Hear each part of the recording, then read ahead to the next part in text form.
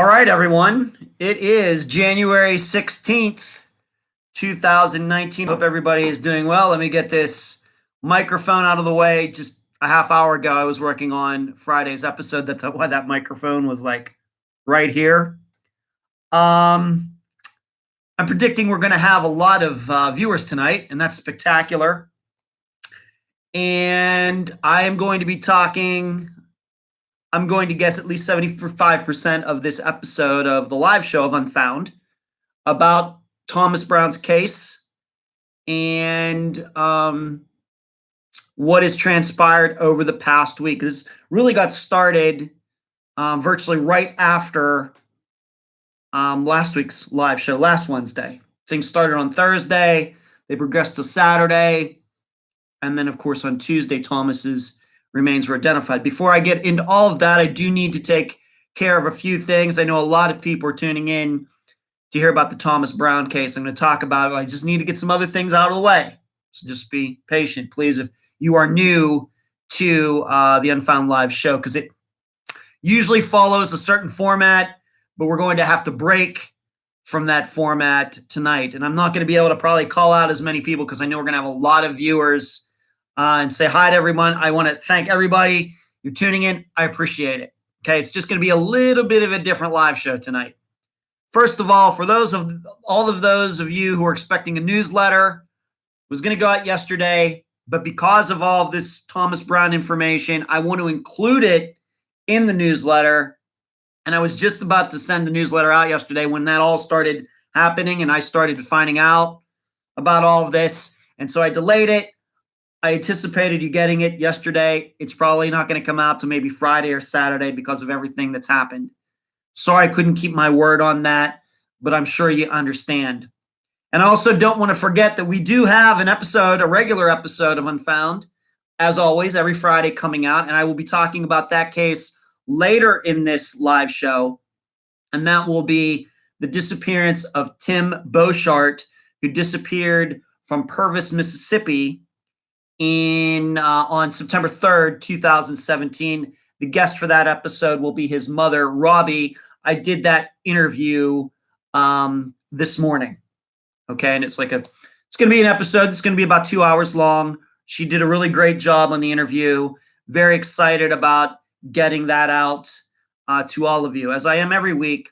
All of these cases, especially those ones that aren't as well known. And in Tim Beauchart's case, that's a case that's not on NamUs and it's not on Charlie Project, but somehow the people who work for me, specifically Emily, was able to track down his family. I was so excited to have Robbie do the interview today. It's going to be a good one, and I hope you look forward to it on Friday. Some other things that I want to mention before I get started. Are you a Patreon supporter? We're going to be bringing something new to Patreon within the next couple weeks, okay? You should be a supporter. If you like everything that Unfound is doing and has done for over 2 years now, you should be a supporter, and it's a great time to get in right now. We're going to be starting something new, like I said, in a couple weeks that's going to give you even more access behind the scenes. Going to be something that's a little more personal, I would say. So think about it. I would deeply appreciate if you could join in and support Patreon. I have a lot of great Patreon supporters, and I thank all of them. Yes, Nina, yes, I've had a very busy day. A lot going on, including me going to dinner with my dad this evening. We went to Olive Garden, and he bought, so I got to go. Free food. You never pass that up. All right, so now that I got all of that out of the way, here's what I'm not going to do tonight. I'm not going to go through all of the facts of Thomas Brown's case, okay? If you are new to Unfound, if you're just tuning in because you just found out about Unfound or whatever, and Thomas Brown's case is not something that is familiar to you, I would urge you to go listen to that episode right now. I perfectly allow you to leave this live show and go listen to the episode. It's over 3 hours long. You need to listen to that episode first before you hear anything of what I'm going to say tonight, okay? I just can't put it any more bluntly. I'm not going to go over every detail of the disappearance. It's very complicated, take a long time, and I'm sure that 95% of the people who are watching tonight probably already know all of those facts. Okay. So what we're going to be going over tonight is things that the way I understand them. I have just need to check my notes now. I watched the interview with Phil Klein today. It's about a half hour, not quite a half hour long. I read his press release. I've been talking to some people who live in the Canadian area, what they're hearing. I actually got to talk to Penny, Thomas's mother, yesterday evening over Messenger. Not anything of any big revelations there. I offered, of course, my condolences from both myself and the people who work with me to put Unfound together. And I told her that I would continue to support her in all of this. Okay. Now, at that time that I talked to her, I did not know that the finding of his remains, that they were eventually going to determine that it was a murder. That came out today. Okay. I talked to her before that was revealed to the public, and we're going to talk about that before this show is over. Okay. And, but I do want to say one thing that I thought Phil Klein made a great point on when he was being interviewed this morning is for any of you that live in the Canadian area, please stay away from the Lake Marvin area. He is right. There is no reason to go out there. I realize that you feel very connected to this case. You feel connected to Penny, to Thomas, to the rest of the family. You have your own suspicions about what happened. It hurts you. It saddens you. But the best thing you can do right now is just stay away. Okay? Just stay away from it. Stay away from Lake Marvin Road. Stay away from Lake Marvin. There'll be plenty of other days the rest of 2019 to go out there and enjoy the area, or go to the approximate area where Thomas's remains were found. There will be plenty of time the rest of the year. Not important to do it right now. Phil Klein is exactly right. The only thing you're going to do when you go out there is get in the way. Okay? That's just the way it is. Okay? I fully support him on this, on that point for sure. I think he made a great point, and that he stated it so early on in the interview. I applaud him for saying that. All right. So we have a lot of information to go through. There's a lot of rumors, a lot of theories, and I'm going to try to cover as much as I can. Okay? All of you need to keep in mind something. I don't live in the Canadian area. Okay? I have never been to Canadian Texas. In fact, the only times I've been in Texas are on I-40 driving to and back and forth from Las Vegas or moving to Florida, and in the airports. That's a fact. Okay? The reason that I personally have gotten some attention, the program has gotten attention, is because of some video that Penny sent me last summer, that I saw something on it that nobody had noticed before. And we're going to talk about that. That is how I came to do the episode on Thomas Brown's disappearance. I don't live there. I haven't been in the area like Phil Klein has. I don't live in the area like the host of the KXDJ radio show. I didn't take part in any searches. I just want you to all know that up front. Okay? I want to be fully transparent. What I know about the case is what Tom's mother told me last year.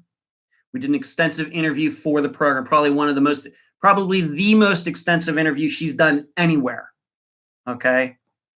Anywhere. And she still stands by to this day everything that she said in that interview. Okay? And then since then, of course, we've kept in touch. And everything, once again, that I've learned since then has come from Penny. All right? A very good source, I would say. I have never had any correspondence with her private investor, Phil Klein. I'm not saying you should not look into that for any reason. Okay? I'm not avoiding him. He's not avoiding me. I've never emailed him. He hasn't responded. He's never emailed me, and I haven't responded. I don't know the guy. I've always said, if Penny supports the job that he's doing, then I do. Okay? He's the guy that is there. I am not. I know a lot of you have some concerns because I know you've Googled him and seen some other things that have gone on in Phil Klein's past. I don't know anything about. I've read it. I don't know anything about it. I don't know how to look into it. Okay, I wasn't there in Idaho or whatever else. I have no idea what actually went on. I wasn't there. If Penny thinks he's doing a good job, then I'm going to think he's doing a good job because I'm not there. Okay. Also, what I had a chance to do today is I had a chance to talk to my personal contact in Texas. This is a person who I've known since about August of 2017. This person helped me with another case, and this person is in law enforcement. This person is an investigator in a sheriff's department in Texas, but it is not in Hemphill County. This person has kind of given me a background on how the Attorney General's office works, how the Texas Rangers work. I got a chance to talk to this person for about an hour today. So a lot of the things I'm going to say are influenced by what this person told me earlier today. Okay. This person has caught up on Thomas Brown's case. This person has kind of looked it into him themselves and has given me their opinion on it. So a lot of that is going to be influence what I'm going to say as well. And yes, this person does exist. I've talked about this person before. This person does exist. This person's been very helpful to me behind the scenes, understanding police procedure and kind of like decoding things that go on and what people have said, the way she understands law enforcement in Texas. Okay? And yes, it's a she, believe it or not. So there you go. So last week, remains were found out near Lake Marvin. That's about 15 miles away from where Tom's Durango was found. It took a few days for them to go out there and do what they had to do. On Saturday, the remains were collected. On Tuesday, yesterday, they were identified as being Tom's. Okay, there is no doubt that it is Thomas Brown. The way Phil Klein explained it today is that somebody, like he said something, was out there in that area, saw something suspicious, went to law enforcement, called 911, whatever. People went out there, and that's how this all got started. This is not something that this person saw months ago or even remembered back at the time that Tom disappeared.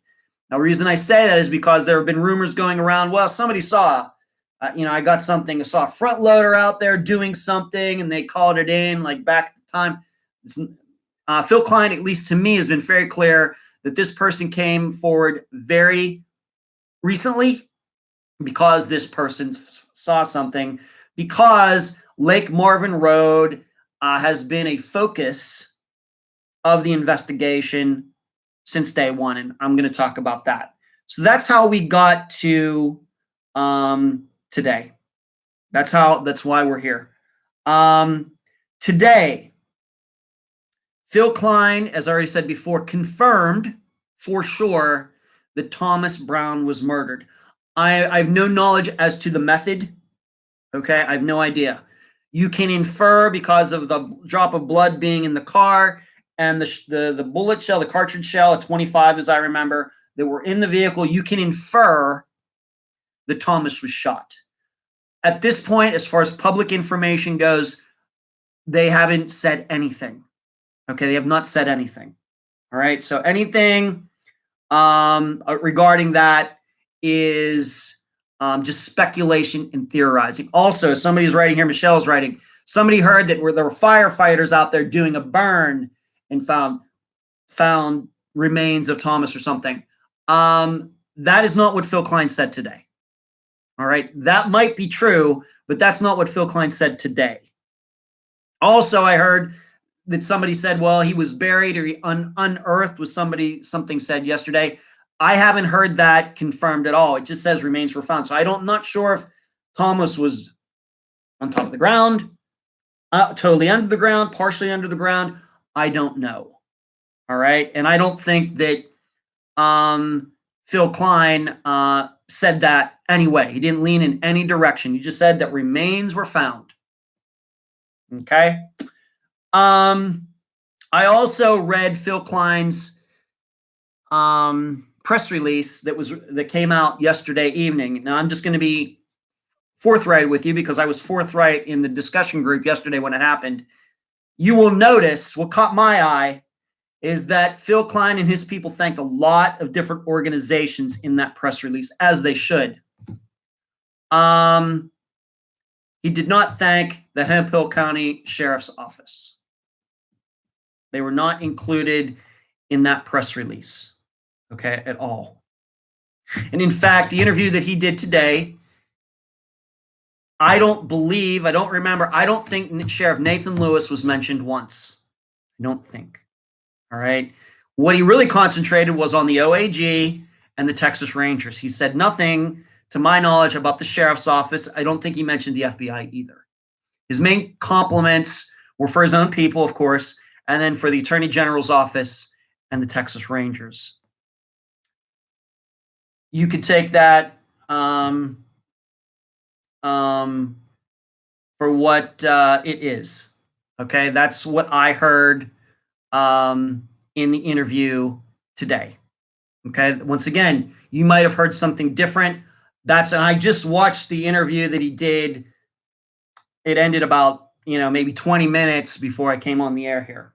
Okay, now here's something that I did not know, and I'm not saying it's surprising, but I'm saying that I guess I was a little surprised. Okay. He said that Lake Marvin Road was the focus the whole time. Once again, I don't live there. I've never been there or anything, but this is something that, at least in my talks with Penny, once again, on the record, you could go to the interview and listen to yourself. My memory was that Penny never expressed that. My idea was when we did the interview is that the possibility that Thomas could be anywhere. Now, maybe she was holding back. If she did, perfectly fine by me. I understand that. I'm not mad about that.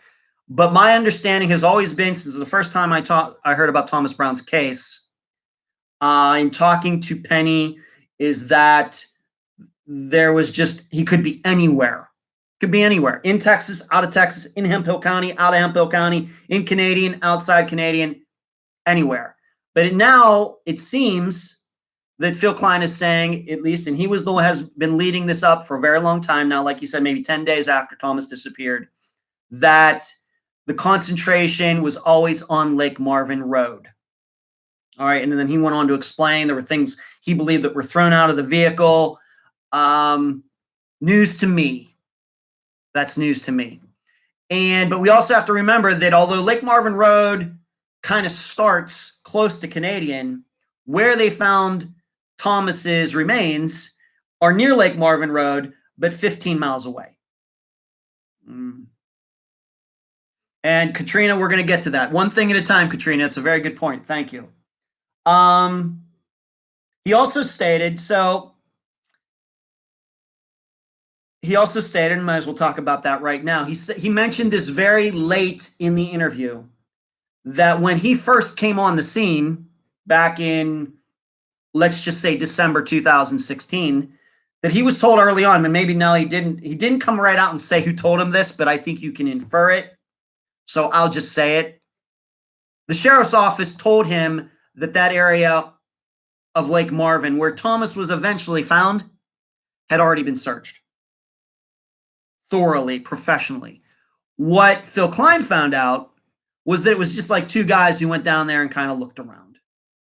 And in fact, late in the conversation, this interview that Phil Klein did today, he was told explicitly to not go in that direction where Thomas was eventually found. That's not me talking. All right, that is not me talking. That's Phil Klein. He is the one that's on the ground, has done all the work, working his butt off, working for Penny, having his people there. That's coming from him, not from me. This is a lot of this is news to me, and that's why we're talking about it, because you are coming to me. I've become an authority on a partial part of Thomas's case, but there are certain parts that I'm not an authority on because I haven't been there, and I would love to go there. I would love to go and meet Penny and go to, because it's been so much a part of my life since June of 2018. I probably should stop in there sometime. I would love to do that sometime, and hopefully in 2019 I will find the time to do that. Phil Klein also stated there were some things concerning the backpack that he couldn't talk about that led him and others to believe that this was a murder very early on. He would not say the reason for that. I don't know what that means. I don't think he's making that up. I don't believe that. To my knowledge, he's never made anything up in Thomas Brown's case. And once again, Penny is the one that trusts him. That there was something going on with the backpack that led him to believe that a murder occurred. Now, we all, maybe a lot of us kind of thought that anyway, but I think it's interesting that he brought up specifically the backpack as one of those main points that made him think that. What I can speculate, if you want me to, was there a bullet hole in it? Was it ripped? Was it drenched in blood? I don't know. Okay, I'm just going through, was there something in it that led it? No, not the condition of the backpack, but actually something that was in it, that was contained in it, something that it was carrying. I don't know. I just don't know. And I want all of you to know, this is going to be my attitude anytime any case happens. If I don't know something, I will tell you. Okay, that will always be. I'm not here to be a know-it-all. Okay, I will tell you if I'll give you a theory and opinion, but if somebody says something and they have a good reason to believe it, and I don't know what that is, I'm just going to tell you I don't know. Okay, I do not know the real reason that Phil Klein said that. Will we find out if the case gets solved? I'm thinking we will. Okay. So some additional things that caught my ear. The cell phone. This was something that Katrina says that backpack had a school computer in it. That may be the case, but I'm not sure how that would lead them to believe it was a murder. That's what I'm saying. Maybe it was something, as somebody else is saying, maybe it was something on the computer. Possible. The cell phone. This was kind of a vague, very vague point, kind of a cloudy point when I did my interview with Penny, once again, back in June 2018. We thought that the cell phone that was found was Thomas's, and then we weren't sure, and then there was a theory that it might have been planted. All that story has gone like this since I covered the case in June of last year. Phil Klein said today that phone that was found in one of those searches is definitely Tom's phone. There is now no doubt that was Tom's phone. Okay, so that clears up something. Once again, if you are new to the program, if you are new and you don't know what Thomas Brown's case is, please go right now, listen to the interview, and then a lot of these things are going to make much more sense than probably they are to you right now. Okay? I'm not sure what the information, Phil Klein was not, he did not elaborate on what was on the cell phone or anything like that, but that was definitely, Susie says the phone has me confused. Susie, it's had me confused from June until now. And yes, and I will try to pass through Texas sometime, just Dino. He said stuff being thrown out of the car on Lake Marvin Road. This is something also that seems new to me because in not just my interview, but other interviews that Penny has done, other shows that have covered this disappearance, all of those things that were found outside of the car, the way I remember it, my interpretation is not that somebody was just going up and down Lake Marvin Road throwing things out. In fact, I didn't even know that they were close enough to Lake Marvin Road for somebody to be able to throw them out of a car and to get where they were. So once again, Phil Klein in his interview today has, I guess, I don't know, I'm not saying just kind of cleared up, maybe crystallized, maybe made more clear the pattern of those things that were found. Because once again, if you go back and watched the videos that have been done and, you know, the people that were out there and everything, or was it Crime Watch Daily, that that's not really the way it was portrayed at the time, that things were strewn along the road. Yeah, I always got the feeling that they were deep in the woods, spread out, as if somebody was walking along and dumping stuff, not somebody was riding in a car and dumping stuff up. Barbara is saying, when it was found, the central was reportedly dry after we had 13 inches of rain in the time period. It would have been there. That's regarding the cell phone. Yeah, Barbara. Yeah, I remember that. I remember that. Yes, and Klein had this theory about the right-hand theory of throwing items out. That is not a theory. I'll be honest. I've never heard of that theory. I don't know if that makes me a neophyte or clueless or whatever. But I've talked to a lot of people who have done searches, a lot of longtime cops, investigators, and things. I've never heard that. And I say about that, maybe it's something news to me. So there was stuff thrown out of seemingly a car going up and down Lake Marvin Road. All right. The way, like I said, I'm looking over here. If you're wondering where I'm looking at my notes. That was not the way it was portrayed to this point, to my knowledge. Once again, my interpretation. I don't know why your comments are getting removed, Justino. Nobody's removing them. I deeply appreciate you tuning in tonight. So there you go. Since day one, from what Phil Klein said, he always believed it was a murder investigation. And this once again goes back to the backpack, and then we have to talk about the blood and the cartridge shell that was in the vehicle since day one.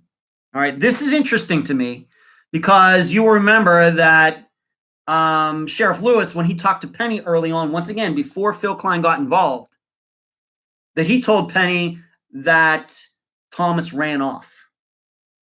All right, you can hear Penny say that for herself in the interview that I did with her last year. But then a few days later, a guy who I don't believe has ever been to Canadian Texas before, has no axe to grind there or anything else, shows up, and within a few days, he's already decided it's a murder. That's interesting to me. How a sheriff can make one determination and a private investigator comes in a few days later and makes a completely different determination, and the private investigator obviously is the guy who ended up being correct. That's the facts. That's the facts. Katrina's very possible. Somebody was driving and the passenger threw them out. Possibly. Frank says, did cadaver dogs ever search around Lake Marvin Road? I know that dogs were brought out, Frank. I think that Penny and I talked about them, but I do not believe they were ever down in the area where Thomas's remains were eventually found. Okay. Once again, to remind you, his remains were found 15 miles, not 15 yards, not 15 feet, 15 miles from where the Durango was. Okay. Okay. These are just facts. I've already said this, but I'm going to say it again just to make sure you all caught it.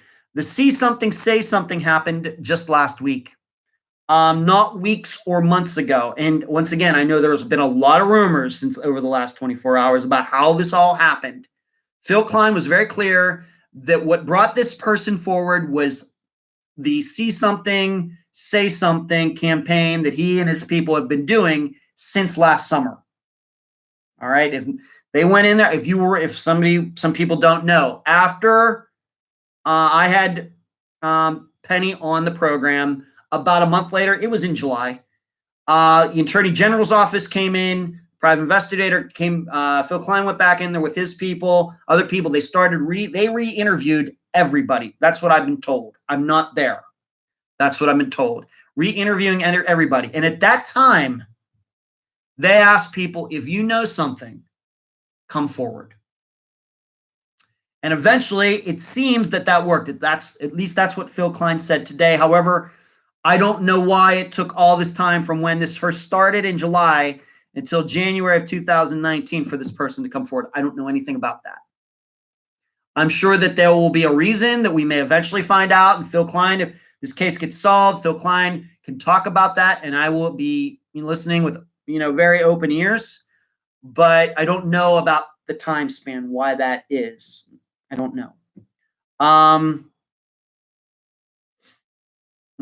Stephanie says there was surveillance sighting of his vehicle 3 times between 4 and 5 a.m. Stephanie, that's not true. I've watched the video. That's not true, Stephanie. I've watched the video. His vehicle cannot be identified on any of the video that I have seen. And that video comes from the intersection of, Route 60 and Main Street. I had 3 different angles. You can see some of the video on YouTube now at the Unfound YouTube channel. That's just not true, that he was identified 3 times before 5 a.m. It's just not true. I'm not saying his vehicle isn't on the video. What I am saying is his vehicle cannot be identified on the video. There are like 4 or 5 different kinds of red SUVs going through that intersection all night. They could be Durangos, they could be Terrains, they could be Acadias, they could be Explorers, a variety of different vehicles. And on those cameras, they all about look the same. Yeah, Nina, you're right. Yeah, Heather, you're right. Yes, Nina, you're right. Susie, that's B. Davison, correct. So there you go. And I will try to read some of your, I have a lot to go through. A lot of people are tuning in. I will try to read some of your comments if I can. The Unsinkable Miss M says, didn't Klein say that the backpack was dumped in its place for a reason, like suspected something based on where the backpack was dumped? I guess you could interpretate his words that way. Yes. Yes, I did not. Maybe he did say something about the location of it. But once again, I don't know what that means. You find a backpack just dumped next to a road somewhere. How does that mean anything?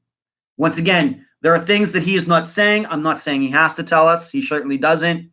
But I will have to hear more on that before I can make a determination whether location means something or not. I don't know.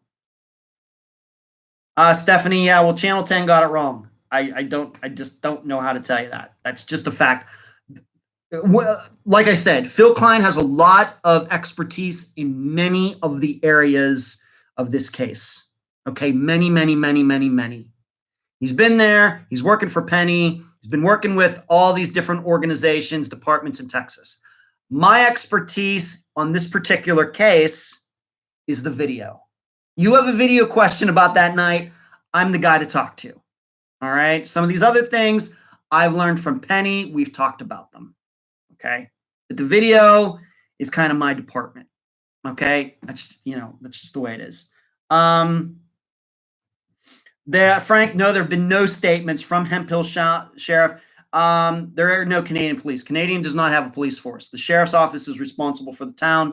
And no, there have been no statements from their office either yesterday or today. Okay. So that you can take that for what it's worth. Once again, it's not clear if Thomas was buried or just found on the surface or something in between. It's not clear if some of his remains were around here and some remains were found, not to be morbid, but this is the way we have to talk about these things. If some animals came in and took him different places, that's not clear at all. I don't know. I don't know if his entire skeleton, his entire body was found. All I know is what it was ever found could be identified as Thomas Brown. Okay, I don't know about that. What's interesting to me, though, this is, once again, one of those things that I think will eventually be clarified if Thomas Brown's case is solved. Phil Klein was very clear. In fact, it's one of the most clear statements he made in his interview, that whatever happened in the car. This is interesting to me for a couple reasons. One, as far as I know, there was only ever one drop of blood found in the car, in the Durango. Okay, so I don't know what to make of that. Also, I realized that the 25 caliber shell casing was found in the vehicle, but there were no, to my knowledge, no holes in the vehicle. Okay, because my belief, unless Thomas was shot and it hit a bone and so that the bullet would stick in him, my interpretation of ballistics, and I shoot guns, you've seen the videos, is that closer range, at that velocity, that smaller projectile, 25 caliber, it would go through a person. It would go through a window. It would embed itself in a cushion or something like that. To my knowledge, no holes are in the car. And once again, there's only one drop of blood. So if we're going to say that whatever happened in the car, then I guess we're saying that was Thomas strangled. It would had to have been something that happened that was violent, but not messy, just to put it bluntly. Okay. I don't know what the reason is that he thought that it happened in the car. I don't know. Let me see what maybe somewhere was cleaned up and then put back where it was later found. Mimi, that's possible, but cleaning up, if somebody was shot in that car, there's no way that would be able to be cleaned up to the point that it was. I don't think. Kyler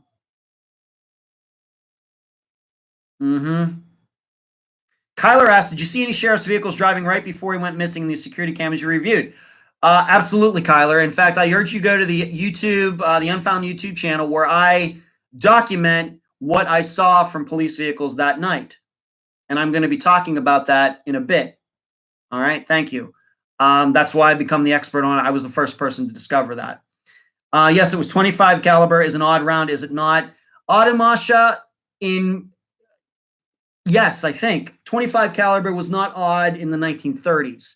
It's certainly odd in 2018, 2016, when most people are carrying 38, 9mm, 40 Smith & Wesson, 45s, 357s. We've kind of gone to bigger calibers. In fact, 32s, 25s. People still have 22s, but they're mainly in rifles. Some people do carry 22 pistols. The 25 caliber is fairly rare. Well, good morning, Lulu. Maybe Thomas was out of the car when he was shot. I agree, Nina, but he says it took place in the car, not outside the car. I don't know. Stephanie, do you think there's any merit to his friend's debit card being found in the passenger seat? I don't know what to make of that. We did not discuss that on the podcast. I don't remember Penny and I ever even talking about that. I don't know what to make of that. I don't know. If strangled, what explains the casing? That's a good question, Katrina. I don't have an answer. I don't know. Okay, let's see. Michelle says 25 caliber bounces around in the body, hits a lot of organs, one of the most deadly guns. That's why you may not have an exit area. I've been told this. I own a 25. That may be the case, Michelle, but what I'm saying is that in the year 2016 and now 2019, you can't even go to Walmart and buy 25 caliber ammunition. I can go to Walmart and buy the ammunition for my Glock 19, no problem. They don't carry 25. That's how rare it is. So I don't know what to make of that. It just seems like an odd choice. But and I suppose depending on the person and everything, what kind of gun it was, whether it goes through or not, that small round is going to have a pretty high velocity. So I think it might make it through a person. So I'm going to do this very quickly.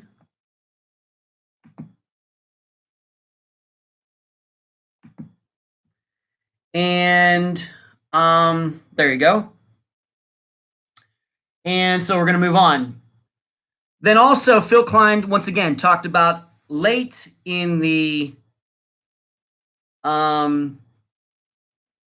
interview that 5 new pieces of evidence were turned into investigators today. I don't know what that evidence is. Okay, I don't know. I don't know. What did it come from out there at Lake Marvin? Was it something that led them to something else because of that? Um, I just don't know. And let me do this. Okay. So I don't know what this 5 pieces of evidence, and I think that that's an interesting word. Maybe I'm just looking into it a little too much. So there you go. So now we're going to get into some other things. This is what I took out of the interview. These are just stating things that he stated as fact, and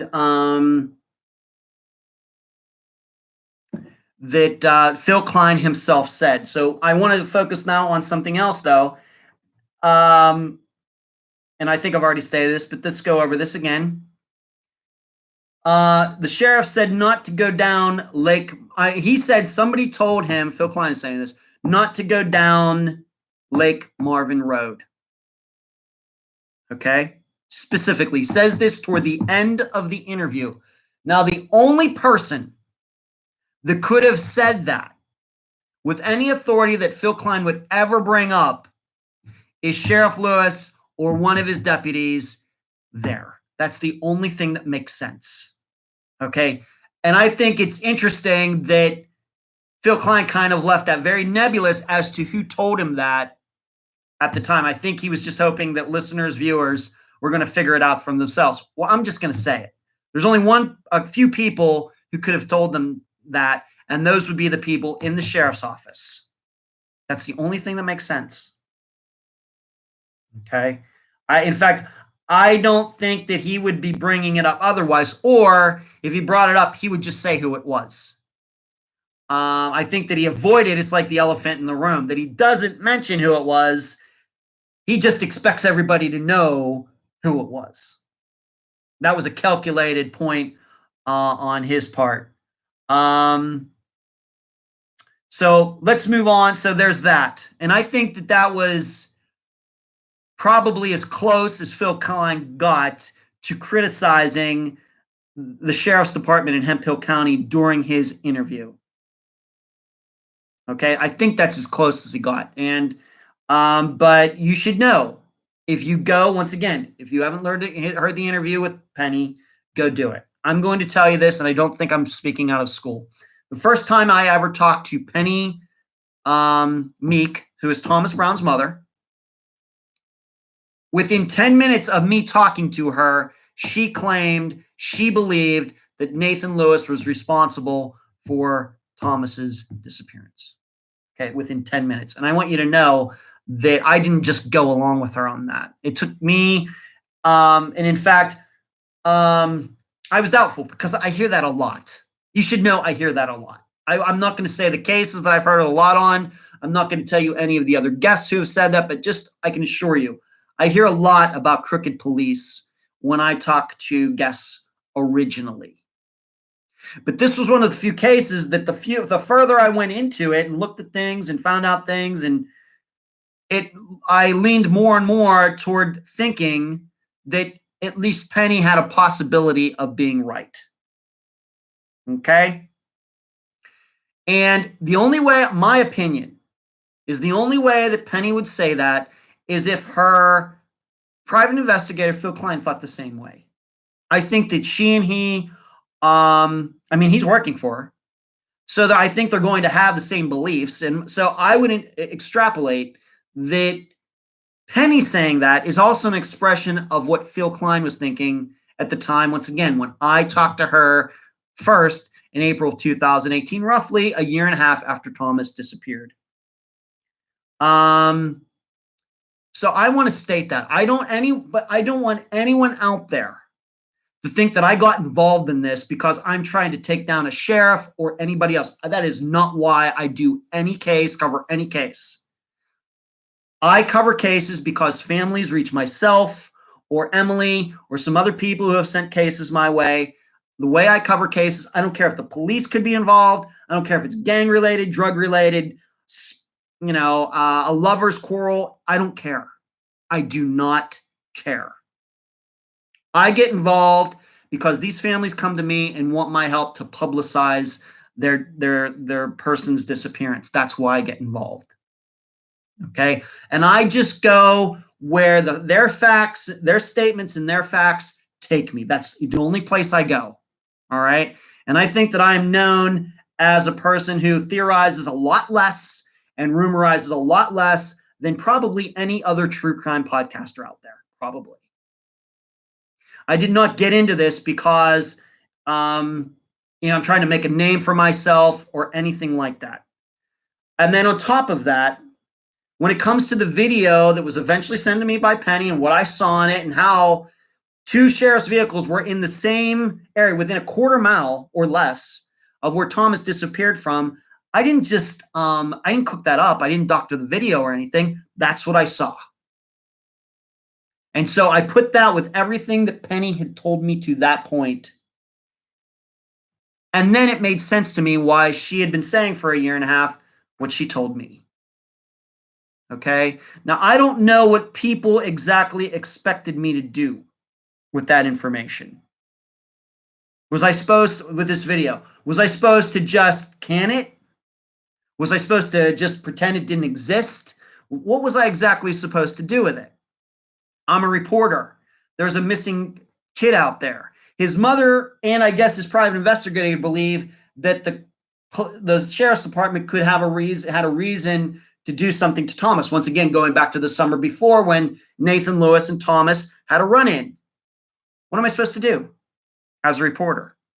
Of course, I'm going to tell his mother. And then I'm going to tell all of you because that's my job. That information was not gotten illegally, unethically, or immorally. Okay? Penny got her hands on that video legally. The person who took that video gave her permission to do anything that she wanted with it. Okay? So there's that. Okay? I don't know. I've gotten some criticism about me bringing it up and all of that. What was I supposed to do? Just forget it. Just say, this is nothing.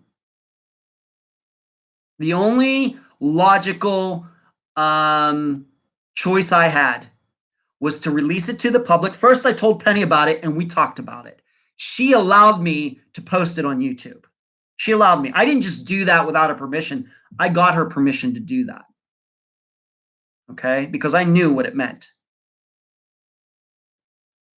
And I don't feel guilty about any of this.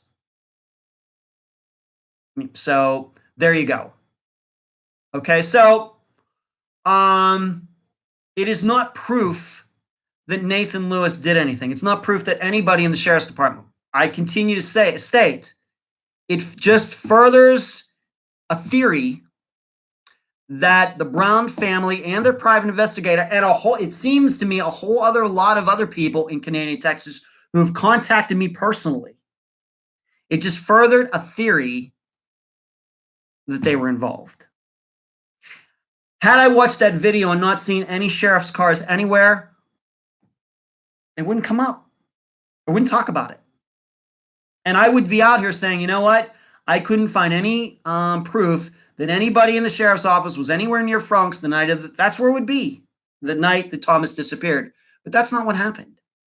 What happened was that I watched the video and saw them coming from the direction of Franks virtually 2 minutes after Thomas would have been at Franks.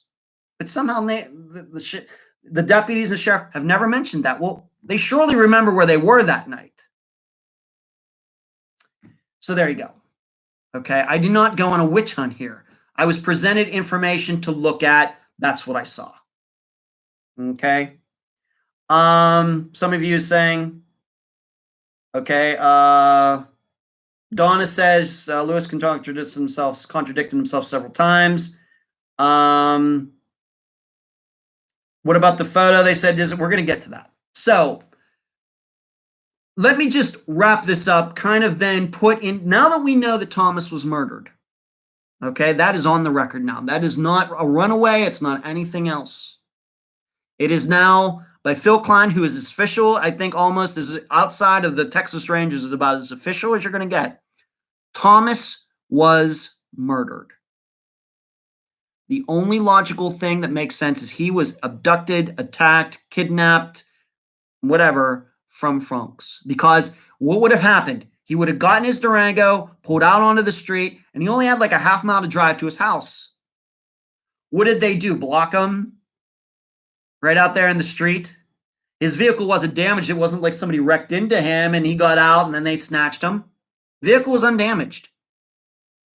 The only logical thing that makes any sense is that while he was at that front gas station, he got abducted. Okay? Now, I have my own theories on how that happened. Just theories. But that's the only thing that makes sense. He had no reason to go. His curfew was at midnight. He had no reason to go anywhere else between the gas station. He was headed home. That's what the two kids that were with him that night said. He was headed home, and that's the direction he was going. Stopped and got gas and was going to go home. He got abducted at that gas station. Remember that. At some point during that night, after Tom got gas, he got jumped, attacked, abducted, kidnapped. Had to have been at the gas station. Then at some point, his car ended up over by the ball fields. And we now know Tom was found 15 miles away. To me, this means multiple people were involved. Okay? So put this in another way, once again, combining what now we know that Thomas Brown was murdered and what I discovered on the video. So to put this all together with the information that I collected, at the very time that we now know that Tom was being abducted at Franks, two sheriff's vehicles were going by Franks at almost exactly the same time and did nothing. That's what we now know, combining the video evidence with what we now know that Thomas was murdered. Okay? That's what we now know. But we still have some questions. All right, we still have some questions, and some of you are already bringing some of these things up, and these are things that will add to everything else. And I want to say something for that statement that I just made. At the very time we now know Tom was being abducted at Franks, two sheriff's vehicles were going by Franks at almost the exact same time. Those are facts. That's not theorizing. Those are facts. I'm not here out to get anybody. The fact is those cars were in that near there.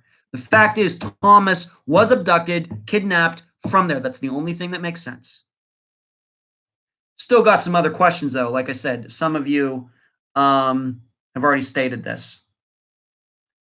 The picture of Thomas pumping gas. Penny saw it. We talked about it in the interview. Sheriff Lewis, if you remember how that happened, she was shown that picture, and then it kind of went out of her mind for a while. When the Texas Rangers got involved, she mentioned it to the Texas Rangers. They said they never heard about it. So it got back through the channels back to Sheriff Lewis, and he said, I don't know what the hell she's talking about. Okay? If you remember, we talked about it. I sent a variety of pictures to Penny saying which one of these pictures, they were examples, they were pictures I pulled from Google Pictures and Google Images of people pumping gas. Which one of these pictures looks the most like the picture you saw that Sheriff Lewis showed you just days after Thomas disappeared? She picked one that was taken from about 20 to 25 feet behind a vehicle, from about 4 feet off the ground. Very much like how you might, I'm just going to say this, the kind of picture that would be taken from a dash cam. That's the picture she picked out. Not one from 100 feet away, not one from 5 feet away, not one from 20 feet in the air like a security cam, nothing like that. One taken at about 4 feet high, about 20 feet, 5 feet behind Thomas's vehicle. And he's standing there pumping gas. Okay? That's Penny talking. Do any of you believe she's lying? I don't. Do any of you believe she's lying? Okay? The other thing, and some of you once again already mentioned this. Obviously, some people have been listening to the episode, and I appreciate that. Sheriff Lewis told Penny that Thomas, he did this, and I even asked, you remember, if you go back and listen to the interview, I asked Penny, were there other people in the room when he said this following thing to you? She said yes. She said, my husband was there and Thomas's father was there. And there were other law enforcement officials there. Sheriff Lewis told Penny that Thomas ran off with a gay older man. To this day, the sheriff's office has never offered any proof that that was the truth. And I've heard a lot since I came on this case. At no time has anybody ever stated that they believed Thomas was gay, that he was having any type of relationship with an older man. Okay, never saw him with an older man. He never talked. You know where he got that from, Sheriff Lewis? We kind of now know, because Thomas was talking to one of his girlfriends about being gay, just homosexuality in general. And I think Penny states that in the interview. Somehow the sheriff extrapolated that Thomas ran off with a gay older man. Once again, I don't care about Thomas's sexuality. I don't care if he, we now know that he didn't run off, but I don't care about his sexuality, who he could have run off. I don't care. I don't care. The point is that Sheriff Lewis said something with absolutely no basis of anything at all. At all. So there you go. So those are some big points that still are unanswered. And I see somebody talking about Pine Gregory. Pine Gregory told Tucker Nathan was coming on duty at 7, but his vehicle is in the Abraham videos. Barbara, you're right. And I do believe that one of those vehicles, the sheriff's vehicles that I see in that video at approximately 11:42 p.m. Canadian time, Nathan Lewis was in one of them. I believe that. Justina says, when the sheriff's department showed her that picture, they figured she would accept their official explanations. The problem they have is that she hasn't, so stuff like that pic had disappeared. Possible. Kyler is saying, did you rule out that the picture could have come from the Dollar General security card? Just ask to see if that has been ruled out. Kyler, I've never been there, but here's what I will tell you, Kyler, and I thank you for watching tonight. Penny, among other people, have been to that Dollar General store. The Dollar General store does not have one of their cameras on front. So that doesn't make any sense. They're worrying about their own location, not the location next door. Okay? And even so, and I realize there's some sort of elevation there, a little bit of a grade there, that the Dollar General store sits a little lower. That camera is very much more than 25 feet away.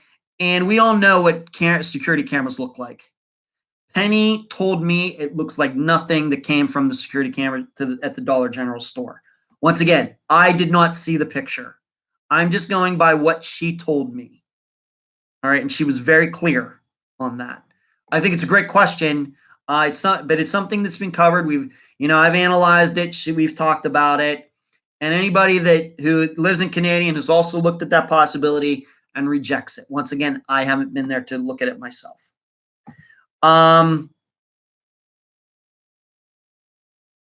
Christina got it. What did Christina say? I'd like to know.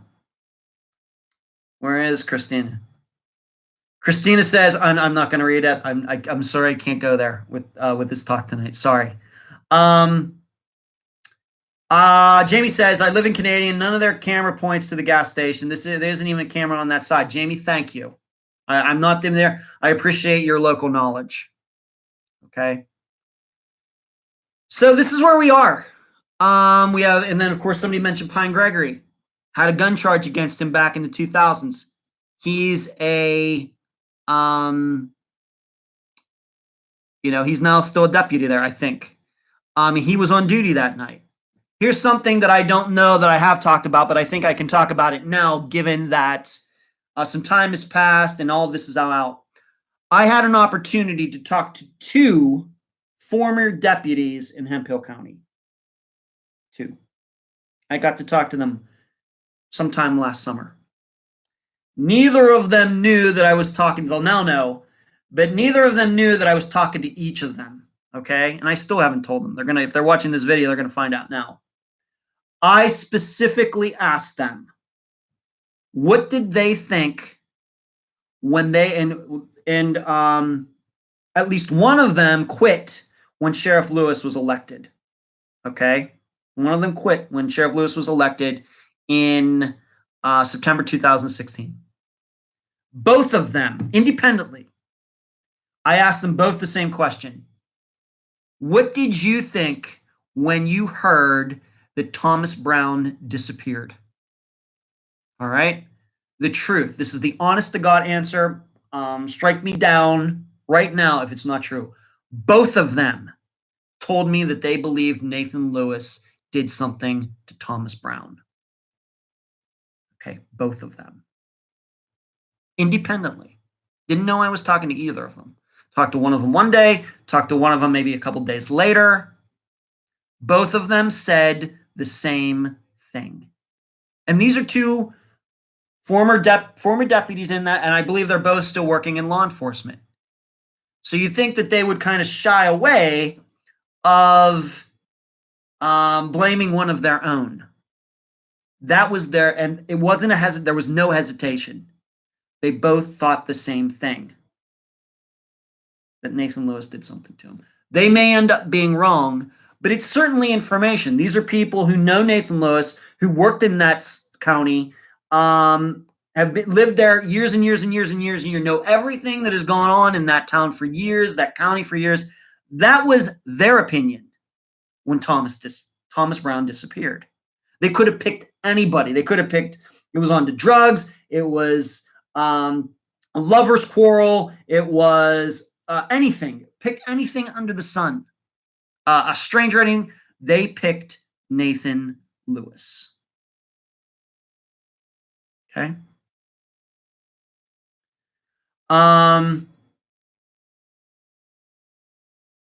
That is telling, Frank says that is telling that they both felt the same way. Frank, I agree. Once again, this was not confirmation bias by any means on my part. I did not tell one of them what the other said. I did not do that. I wanted to get as independent a judgment as I could. And that's what they both said, the exact same answer.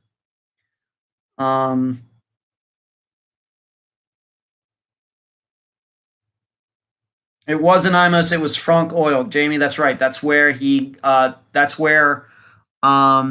Thomas got gas that night. We know that from the receipts. We know that not from the paper receipt, but the computer receipt that was generated. Mary is asking, is it true that Lewis was arrested tonight? I don't know. Okay, I don't know. That would certainly be something. I've not heard that. And if I do hear anything, I don't care who, if somebody gets arrested tonight, tomorrow, I'll be sure to publicize as soon as it's the case. I don't care if it's Lewis, Joe Smith, Jane Doe, I don't care. We'll publicize it as soon as we find out, as long as it's solid information.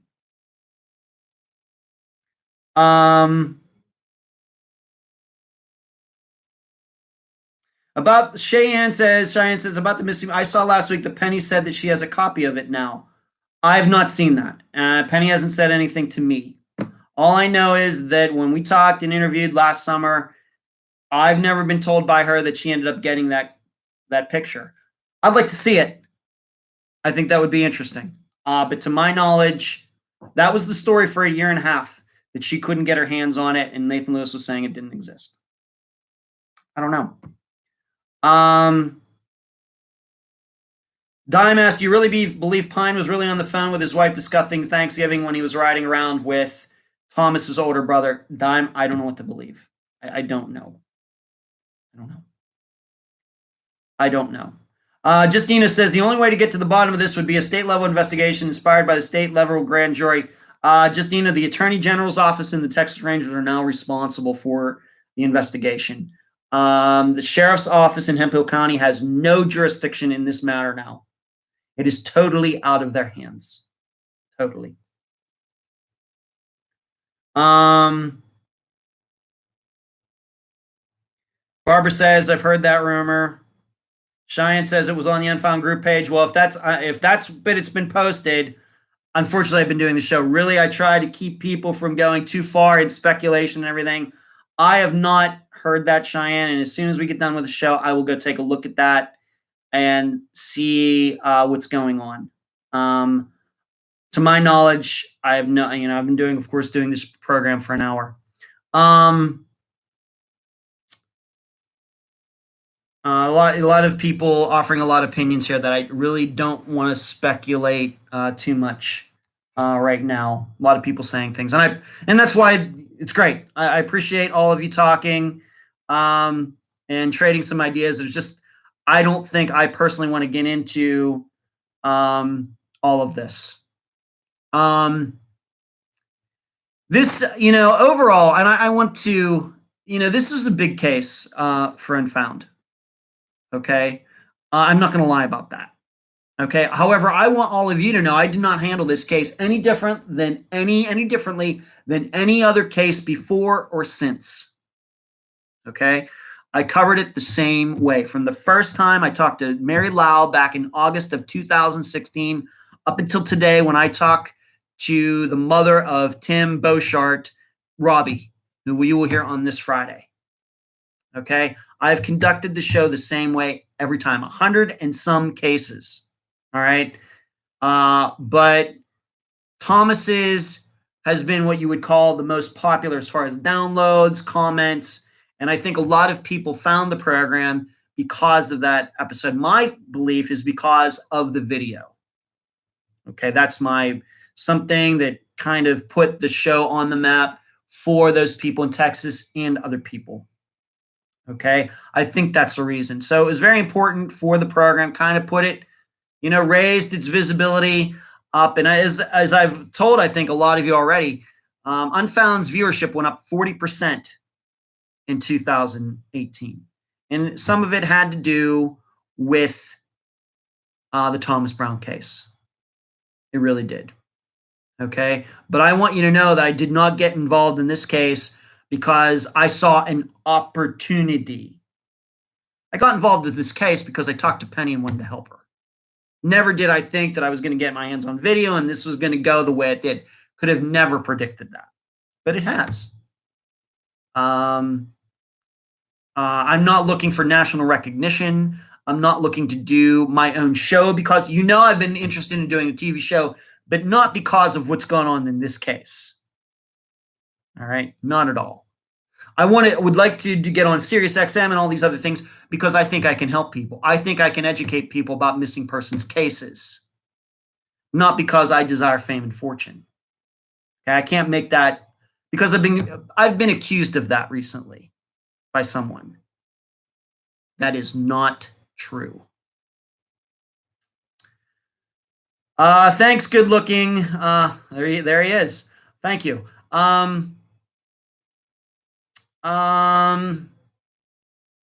Justina says, I'm glad you came to Facebook. It's YouTube, Ed, because I don't do Facebook. Okay. That's really all that I have regarding Thomas Brown's case tonight. Once again, if you're new to the program, you don't know about this case, and a lot of this is like, well, tell me more. You're going to have to go and listen to the episode the interview I did last summer. Okay. You're just going to have to do that. Sean says, at least you aren't telling people that Thomas is talking to you through a box. Sean, I know exactly what you're talking about, and I'm not going to go there on the show. I know exactly what you're talking about. Katrina, thank you. And that's goodbye to you. And I think we'll just put this guy there. Yeah, we got a few. See, the thing about being on YouTube is you do get a little few more trolls than I ever did on Facebook. So what are you going to do? Thank you. Thank you. I don't know if you're really who you say you are or not. I know I brought it up a couple weeks ago. If it's great, glad to have you. Glad to have you. I'm glad that you're a huge true crime fan. Very happy to have you. You do good work yourself. So let's talk about this. That's all I have for Thomas Brown's case tonight. Okay, that's all I have. I thought that you'd want my interpretation of what Phil Klein said. I think he did a fine job in his interview today. And so I can only take what he has said. He is surely more an expert, more on the ground stuff, all the things, going in and out, talking to people, looking at them in the eye. Once again, I was a guy who came into it because Penny wanted to get attention for the case. I was more than happy to do that. And then that's how I got wrapped up in it when she sent that videotape to me. This Friday's case is going to be the disappearance of Timothy Beauchart from Purvis, Mississippi, September 3rd, 2017. The title of the episode is called All in the Gangs, because we are going to have a discussion about how Tim got into a gang when he was in prison, and then when he got out, he happened to be hanging out with some gang members that were not in his gang. And you are going to be asked to determine if what he was doing got him in trouble. Is this what led to his disappearance? I interview his mother. She did a great interview today. I'm very excited for all of you to hear her. And this is a disappearance where he was trying to get clean. He got picked up by a friend of his at church. After church, this friend who was in another gang took him to one house, and then Tim got a ride from somebody else to another place, and Tim disappeared from this other location. We'll be talking a little bit about gang and whether they get along or not. We're going to talk about how he was on the road to recovery. We're going to be talking about what Robbie did, how she went and talked to a lot of these gang members herself, and how she figured out where Tim went that day. It's a really good interview. I really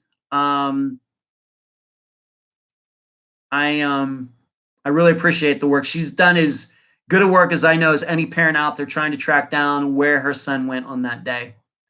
So that's going to be this Friday, the disappearance of Tim Beauchart, September 3rd, 2017. Once again, another new case, just like Jessica Hamby's from last week. And it's going to be an episode that's about 2 hours long, and I'm hoping we can do as much good work on it as we have done on the Thomas Brown case. I really don't have anything else. Once again, if you've liked this video and watched it tonight, please consider joining Unfound on Patreon. Get a lot of free perks there. And we're going to be adding something very shortly to the mix on Patreon, and I think that'll be something that'll be interesting to you. And so I know we had like a record number of viewers tonight. So if you like what I'm doing, if you like what Unfound is doing, if you like what my assistant Emily is doing, if you like what my other assistant Cherie is doing, working for the program, please consider joining the team, the Patreon team. That's all I have for you tonight. I appreciate everybody that joined in. I hope it was insightful. I know you didn't hear maybe a lot of new information, but you got one guy's interpretation of it, knowing what I do know about it. And I'll be keeping my eyes on it. We'll see what happens. Thanks a lot. Favorite time of my week every week. I appreciate all of you now joining me on YouTube, and I will be back next Wednesday. Same Unfound channel, same Unfound time. Good night.